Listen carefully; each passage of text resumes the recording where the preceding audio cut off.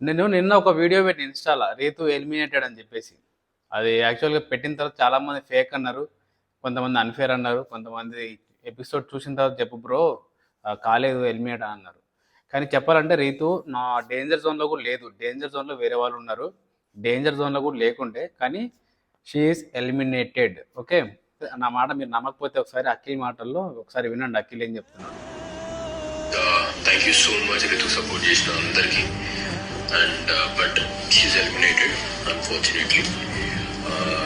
కానీ తన ఎలిమినేషన్లో లేకుండే, ఆ డేంజర్ జోన్లో లేకుండే. విన్నారు కదా అఖిల్ ఏం చెప్పిండో.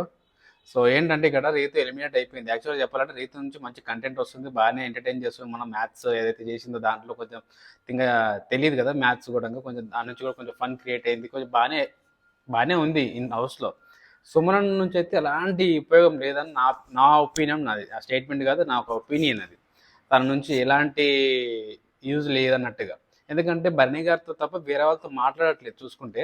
ఎవరైనా వెళ్ళి వాళ్ళంతా కలిసి మాట్లాడితే కానీ మాట్లాడు, ఆయనంతా కానీ వెళ్ళి మాట్లాడడం కానీ అంత ఉన్నాడు అనమాట. ఇంట్రో టైప్గా ఉంటున్నాడు మధ్య. ఎక్కువగా భరణి గారే, ఓన్లీ భరణి గారితో అన్న అదన్నా అన్న ఇదన్నా అన్నట్టుగా ఇట్లా వాళ్ళిద్దరే మాట్లాడుకుంటున్నారు, వేరే వాళ్ళతో మాట్లాడట్లేదు. సో రీతు ఈ వారం ఎలిమినేట్ అయ్యింది. సో అన్ఫేర్ అని నాకు అనిపించింది. సో మీకేమనిపించిందో ప్లీజ్ కామెంట్ చేయండి. ఒకవేళ సుమన్ అన్న బిగ్ బాస్ హౌస్లో ఎలిమినేట్ అయ్యి రీతు ఉంటే బాగుండే అని ఎంతమంది అనుకుంటున్నారో ప్లీజ్ కామెంట్లో తెలియజేయండి.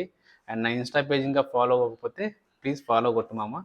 నాకు మీరు కొంచెం ఎంకరేజ్మెంట్ ఇస్తే నేను కూడా ఇంకా బెటర్గా వీడియోస్ చేస్తూ ఉంటా. ప్లీజ్ సపోర్ట్ చేయండి. Thank you.